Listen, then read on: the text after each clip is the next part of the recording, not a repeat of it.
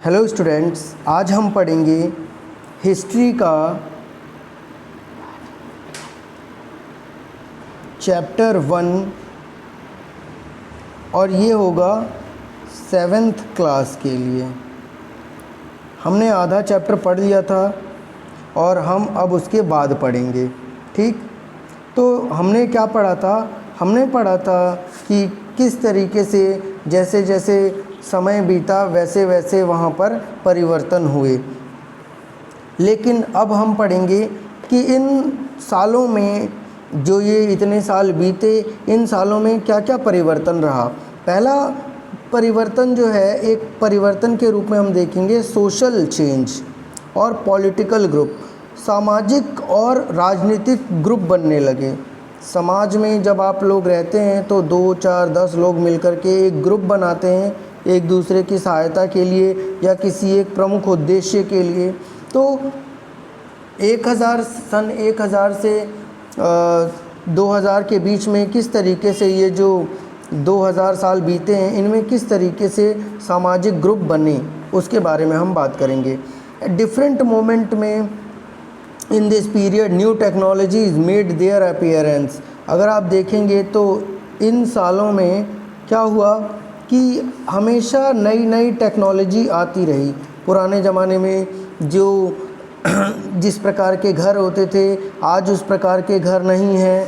ठीक है, अलग अलग संस्कृतियों का मेल मिलाप हुआ। जैसे पर्शियन जो इरिगेशन की विधि थी वो अलग है, जो स्पिनिंग की विधि है वो अलग है, और जो फायर आर्म्स हैं, जो हथियार बनाने की प्रक्रिया है वो अलग है। फिर कई कई नए नए फूड आए और कई कई नए नए बीवरेजेस आए। फूड का मतलब तो आपको पता ही है, खाना, और बीवरेजेस का मतलब है पेय पदार्थ, यानी कि पीने वाले पदार्थ। अगर आप ध्यान से देखेंगे तो फूड और बेवरेजेस में क्या क्या चीज़ें हैं। चलिए सबसे पहले हम देखते हैं फूड की चीज़ें। फूड और बेवरेजेस में क्या क्या चीज़ें हैं, तो देखिएगा फूड में आपको नई नई फूड्स के बारे में पता है कि जैसे कि सब कॉन्टिनेंट में आलू उगना शुरू हुए। आलू 15वीं 16वीं शताब्दी में उगना शुरू हुए। मिर्च उगना शुरू हुई। चाय पत्ती 16वीं 15वीं शताब्दी में बनाई गई। उसके बाद से कॉफ़ी, ये सारी नई नई टेक्निक के माध्यम से ही निकले और टेक्नोलॉजिकल क्रॉप्स बने। टेक्नोलॉजिकल क्रॉप्स बनने के बाद से हम देखेंगे कि जब खेती बाड़ी अच्छी हो गई तो इकोनॉमिक अच्छी हो गई। जो हमारे लोग थे उनकी इकोनॉमी अच्छी हो गई, उनके पास पैसे आने लग गए। फिर जब पैसे आने लग जाते हैं, फिर उसके बाद से समाज और कल्चर, ये सारी चीज़ों में भी परिवर्तन होने लग जाता है।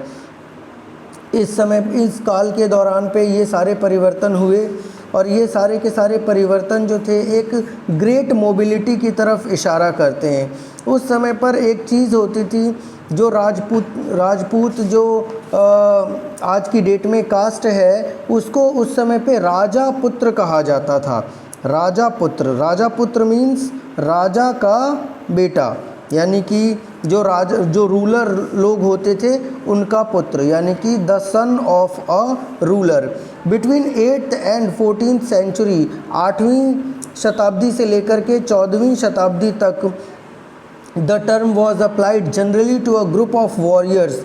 इस जो राजपुत्र है यानी कि राजपूत है, वो हम ग्रुप ऑफ वॉरियर्स को कहते थे, जो कि क्षत्रिय कास्ट के बाद में स्टेटस उन्होंने हासिल किया। और इन लोगों का काम होता था समाज की सुरक्षा करना और समाज को सेना संबंधी सुविधाएं देना। इसके बाद से आप देखेंगे, आपको एक चित्र दिया हुआ है, जिस चित्र में पहिए से पानी निकालने का कार्य हो रहा है। ठीक है, पहिए से आपने देखा होगा जल चक्र बनाते हैं और फिर उसमें खेतों से सिंचाई करते हैं। इस तरीके की चीज़ें भी होती रहीं। फिर उसके बाद से क्या हुआ, रूलर्स होते थे। रूलर्स जो होते थे आर्मी को रूल करते थे, सेना के कमांडर होते थे और अक्सर वो राजपूत लोग ही होते थे। फिर इसके बाद से और भी कास्ट बने, जैसे कि मराठा, सिख, जाट, अहोम और कस्याथ। ठीक है, ये सारे के सारे कास्ट बने। और इन सारे कास्ट ने अपनी अपनी अलग अलग आइडेंटिटी के आधार पर अपने आप को आगे चलाया। इनकी राजनीतिक विचारधारा अलग थी और इनके कार्य कामकाज भी अलग अलग थे। जैसे कि आप सबको पता है कि जो हिंदी में वर्ण हैं, ब्राह्मण, क्षत्रिय, वैश्य, शूद्र, तो सबके अपने अपने काम होते थे। ठीक है, ब्राह्मणों का काम होता था पूजा पाठ करना, फिर क्षत्रिय का काम होता था राज्य को सुरक्षा देना, वैश्य का काम होता था व्यापार करना, और फिर शूद्र का काम होता था ऊपर के तीनों वर्गों की सेवा करना। ये सारी चीज़ें रहीं। फिर इन सब चीज़ों की वजह से हैबिटेट में भी चेंज आने लगा, लोगों के हैबिटेट में चेंज आने लगा। यानी कि हैबिटेट का मतलब क्या होता है? Habitat refers to the environment of a region and social economic life style of its residents. यानी कि हैबिटेट का मतलब होता है कि वहाँ पर जो इन्वायरमेंट है, सोशल इन्वायरमेंट है, इकोनॉमिकल इन्वायरमेंट है। सोशल इन्वायरमेंट का मतलब है कि वहाँ के समाज के लोगों के पास किस प्रकार की सामाजिक नियम कायदे कानून है। इकोनॉमिक लाइफ स्टाइल का मतलब है कि पैसे से जुड़ी हुई जो लेन देन है वो कैसे होता है। इन सब चीज़ों को मिला जुला करके हैबिटेट कहा जाता है। फिर इसके बाद से अगर आप ध्यान से देखेंगे और समझने की कोशिश करेंगे तो रीजनल मार्केट उत्पन्न हुए, चिफ्टेन्स उत्पन्न हुए, प्रीस्ट उत्पन्न हुए, टेम्पल्स, मोनास्ट्रीज़, ये सारे के सारी चीज़ें आईं। ठीक है, जैसे कि रीजनल मार्केट यानी कि क्षेत्रीय बाज़ार आए। जैसे कि आपने देखा होगा छोटे छोटे गांव में भी क्षेत्रीय बाज़ार लगते हैं, संडे मार्केट, मंडे मार्केट, इस तरीके से पुजारी, पंडित और मंदिर, इन सब चीज़ों की भी उत्पत्ति हुई। फिर सिस्टम ये होता था कि राजा जो होगा वो इन सब से टैक्स लेगा और टैक्स लेकर के इनको सुरक्षा प्रदान करेगा। ठीक है, लेकिन इसमें होता क्या था, अलग अलग प्रकार के लोग होते थे जो कि अपने खेती बाड़ी करके पैसा कमाते थे और राजा को टैक्स देते थे। या तो टैक्स के रूप में पैसा देते थे या तो फिर उनको क्या नाम है उसका, अपने अनाज का कुछ हिस्सा देते थे। ठीक, इस तरीके से कास्ट बटे हिंदू धर्म में। फिर कास्ट के बाद से जाति बनी, जाति के बाद से सब जाति, सब कास्ट बने। कास्ट के अंदर भी और भी कास्ट बने। ये जो रैंक है ये परमानेंटली फिक्स नहीं हुआ। जैसे जैसे पावर लोगों के अंदर आई वो अपनी पावर के अकॉर्डिंग ये सब फिक्स करते गए। They influence and resources controlled by the member of जाति। जाति जो थी उसको कंट्रोल किया जाता था, जो वहाँ का मुखिया होता था। द स्टेटस ऑफ सम जातिज could be vary from area to area. जातियों का स्टेटस भी अलग अलग जगहों पर अलग अलग हो सकता है।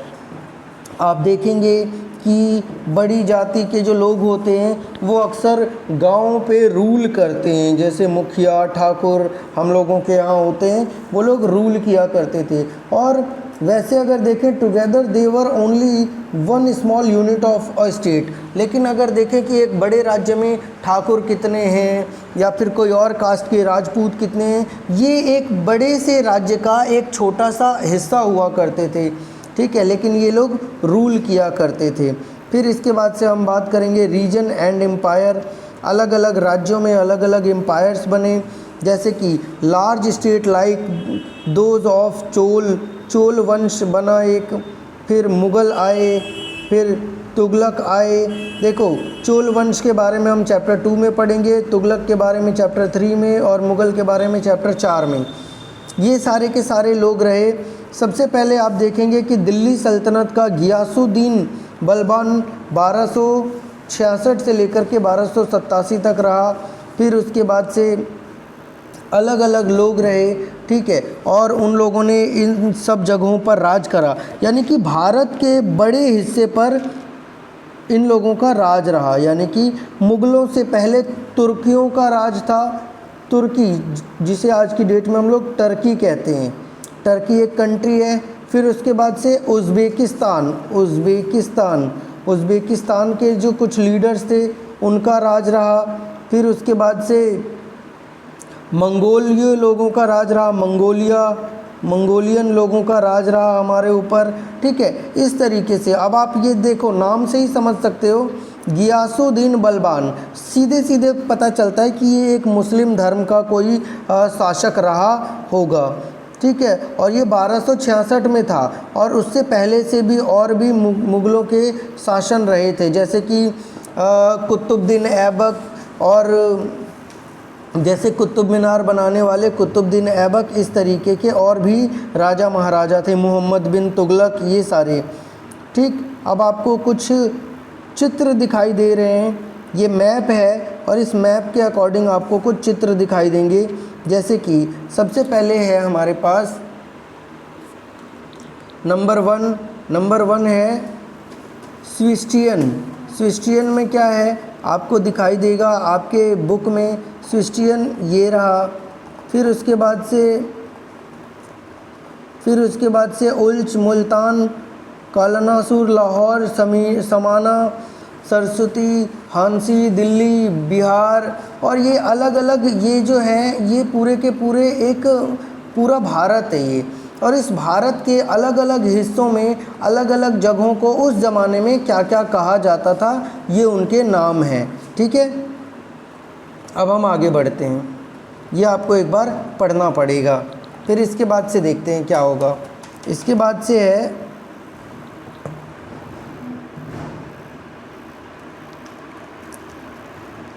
Language and reason. अलग अलग भाषाएं रहीं, अलग अलग क्षेत्रों में अलग अलग भाषा रही। आज भी अगर आप भारत का भ्रमण करेंगे तो आपको हर 150 किलोमीटर के बाद से एक अलग भाषा देखने को मिल जाएगी। जैसे कि भारत में कई कई भाषा रही, सिंधी भाषा रही, लाहौरी रही, कश्मीरी, देवासुरमुद्री, ठीक है, साउथर्न कर्नाटक में तेलंगानी, ठीक है, आंध्र प्रदेश में गुजरी, गुजरात में महाबारी, तमिलनाडु में, ठीक है, गौरी बंगाल में, अवधी ईस्टर्न उत्तर प्रदेश में, और फिर हिंदवी अराउंड द दिल्ली के आसपास हिंदी भाषा चलती थी, हिंदवी कहते थे उस समय पे। आमिर खुसरो ने एक्सप्लेन किया कि अलग अलग लैंग्वेज जो है, there was Sanskrit which do not belong to any region, लेकिन एक इन सारी भाषाओं के अतिरिक्त एक भाषा थी जो थी भाषा संस्कृत, लेकिन वो संस्कृत जो थी किसी पर्टिकुलर क्षेत्र से नहीं थी, वो पूरे सब में चलती थी, ठीक है। और फिर आप देखेंगे, आप एक काम करेंगे कि make a list languages mentioned by Amir Khusro ने क्या क्या जो लैंग्वेजेस का यूज़ किया है इस अपनी बुक में, उसको हम लोग पढ़ सकते हैं। 700 साल तक by 700 many regions already possessed as distinct geographical dimensional their own language and cultural characteristics। अलग अलग लैंग्वेजेस बने, अलग अलग कल्चरल कैरेक्टरिस्टिक्स बने, उन सब चीज़ों के बारे में हम लोग चैप्टर नंबर 9 में पढ़ेंगे। अब आपको मैं कुछ चीज़ें बताता हूँ जो बहुत इम्पॉर्टेंट है। जो राजा महाराजाओं का जो लिस्ट चलता आ रहा है, उस लिस्ट के अकॉर्डिंग आप देखेंगे ओकेशनली डायनेस्टीज़, जो वंशज हैं, लाइक चोल वंश, जिसके बारे में आप चैप्टर नंबर 2 में पढ़ेंगे। चोल वंश चैप्टर नंबर 2 में। खिलजीज़ जो हैं वो, जैसे कि अलाउद्दीन खिलजी वाला आपने एक पिक्चर भी देखी होगी, पद्मावत। फिर तुगलक, फिर Mughals were able to build an empire that was pan-regional, spanning diverse regions। ये जो राजा थे, चोल वंश के राजा, खिलजी वंश के राजा, तुगलक वंश के राजा, मुगल राजा, इन लोगों ने पूरे भारत पर, लगभग पूरे भारत पर, जिसमें अलग अलग रीजन्स थे, उनके ऊपर कब्जा किया और उनके ऊपर राज किया। Not all these empires equally stable और सक्सेसफुल, सारे के सारे इक्वली स्टेबल भी नहीं रहे और सक्सेसफुल भी नहीं रहे। हम एक टेबल लेंगे और उसमें पढ़ेंगे कि कौन कौन से एम्पायर जो थे वो सफल रहे। What was the duration of the rule of Khilji Mughal dynasty. अब आपको पता है मुगल डायनेस्टी का तो सिंपल सा है, हमेशा से पढ़ते आ रहे हैं। 1526 में बाबर ने पानीपत की लड़ाई करी थी, बाबर जीत गया था, और फिर बाबर ने किसको हराया था, इब्राहिम लोदी को हराया था, और लगभग 1800 से और कुछ 18वीं शताब्दी तक, जब तक अंग्रेज़ों का राज जो है वो 18th सेंचुरी तक, जब तक अंग्रेज़ों का राज जो है वो पूरा नहीं आया था, तब तक तो इन लोगों ने पूरा राज किया मुग़लों ने। उसके बाद से और भी चीज़ें रहीं, जैसे कि मुग़ल जब ख़त्म हुए 18वीं शताब्दी में, तो क्या हुआ, जब मुग़ल ख़त्म हुए तो अंग्रेज़ों का राज आ गया, ठीक है। और 700 से लेकर के 1750 तक लगभग इसी प्रकार की जो चोल वंश थे, तुगलक थे और तुर्क थे, उज़्बेकिस्तान के लोग थे, इन लोगों ने राज किया, ठीक। फिर उसके बाद से नए रिलीजन आए। अब देखो भाई, भारत में क्या है, भारत में तो ऐसा है कि एक आदमी अगर अपनी मर्ज़ी से चाहे तो वो अपना रिलीजन बना दे। जैसे गुरु नानक देव आए तो गुरु नानक देव ने अपना एक रिलीजन बनाया, अलग अलग लोग अलग अलग रिलीजन को बनाते आए, लेकिन उन सबका जो मेन सोर्स रहा वो था हिंदुइज़्म। जो हिंदू हैं उनके अंदर ही अलग अलग पंथ बटे, जैसे कि हिंदुओं से ही सिख निकले, हिंदुओं से ही बौद्ध निकले हैं, हिंदुओं से ही पारसी के बारे में तो नहीं कह सकता, लेकिन जैन धर्म जो है वो हिंदुओं से निकला है। यानी कि हिंदू लोगों के द्वारा ही ये सब धर्म अलग अलग बनाए गए हैं। तो इन सबको धर्म नहीं कहते, इन सबको पंथ कहते हैं। क्या कहते हैं? पंथ। क्योंकि ये किसके समाज के लोग हैं? हिंदू समाज के लोग हैं। ये सारे के सारे जो हैं वो हिंदू समाज के लोग हैं, ठीक है। अब हमारे यहाँ पे क्या होता है, हमारे हिंदुओं में भक्ति को बहुत ज़्यादा महत्व दिया जाता है, जिसमें हम लोग भगवान की भक्ति करते हैं और भगवान को खुश करने की कोशिश करते हैं, जिसके बारे में हमारी कई कई परंपराएं होती हैं, जिसको हम लोग चैप्टर नंबर 8 में पढ़ेंगे। अब आप देखेंगे अलग अलग जगहों पर अलग अलग भगवान हैं। जैसे कि हिंदुओं में भगवान होते हैं, मुसलमानों में अल्लाह होते हैं, और जो है वो हर भगवान के बारे में यही कहा जाता है कि वो प्रेम फैलाते थे, दयावान होते थे और लोगों को खुश रखने में विश्वास रखते थे। बहुत सारे रूलर्स जो थे वो इस्लाम के रूलर्स थे। भारत में ज़्यादातर जो रूलर्स रहे, जो जब से इस्लाम का उदय हुआ तब से भारत में जो बहुत सारे रूलर्स थे वो इस्लामिक रूलर थे। इस्लाम और उलेमा का मतलब समझो आप लोग। उलेमा का मतलब क्या होता है? उलेमा का मतलब होता है जो मुस्लिम लोगों का जो समूह होगा ना, उसको क्या कहते हैं? उलेमा कहते हैं। और हिंदुइज़्म के अंतर्गत Islam was interpreted in a varieties of ways by the followers. जैसे हिंदुइज़्म है, हिंदुइज़्म को अलग अलग लोग अलग अलग तरीके से मनाते हैं। कोई जैसे बंगाल में दुर्गा पूजा ज़्यादा होती है, तो मुंबई में गणेश जी की पूजा ज़्यादा होती है, लेकिन ये सब हिंदू ही तो हैं। तो एक रिलीजन के हिसाब से अलग अलग लोगों ने अलग अलग चीज़ों को स्पेसिफाई किया। तो इसी तरीके से मुसलमानों में भी हुआ। मुसलमानों में Shia Muslim who believed that the prophet Muhammad son in law Ali was legitimate leader of Muslim community. एक शिया मुस्लिम होते हैं। शिया मुस्लिम का क्या मानना है? शिया मुस्लिम आपने सुना होगा, दो मुस्लिम होते हैं, एक होता है शिया और एक होता है सुन्नी। शिया मुस्लिम क्या मानते हैं? शिया मुस्लिम हु बिलीव्ड, जो ये मानते हैं दैट द प्रॉफिट मोहम्मद, जो प्रॉफिट मोहम्मद है उनके सन इन लॉ यानी कि उनके दामाद Ali was the legitimate leader of the Muslim community. Ali जो है मुस्लिम कम्युनिटी के लीडर हैं। एंड द सुन्नी मुस्लिम्स, और सुन्नी जो है मैंने आपको बताया शिया और सुन्नी दो होते हैं।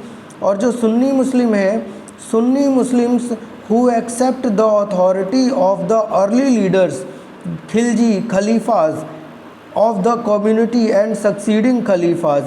जो सुन्नी हैं वो खलीफाओं में मानते हैं, और जो शिया हैं वो जो है उसमें मानते हैं कि जो भाई मोहम्मद के जो दामाद हैं वो अगले जो लीडर हैं इस्लाम धर्म के। और सुन्नी किसको मानते हैं? खलीफाओं को मानते हैं। इस तरीके से शिया और सुन्नी हो गए।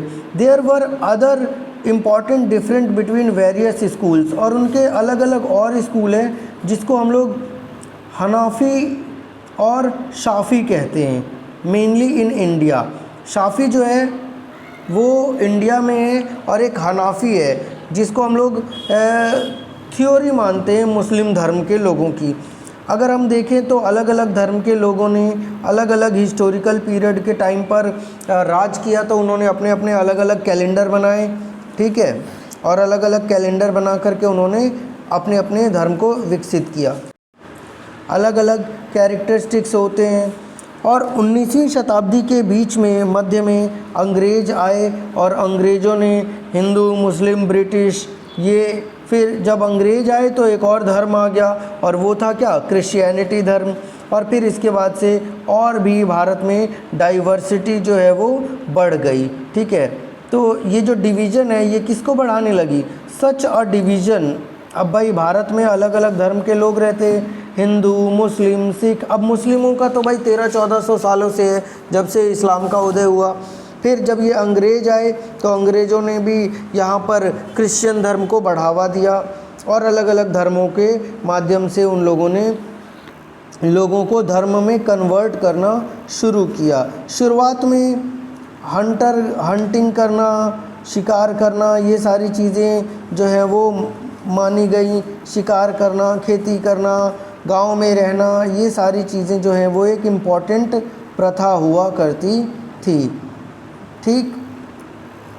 अलग अलग धर्मों में अलग अलग प्रकार के जो व्यापार थे वो भी किए जाते थे।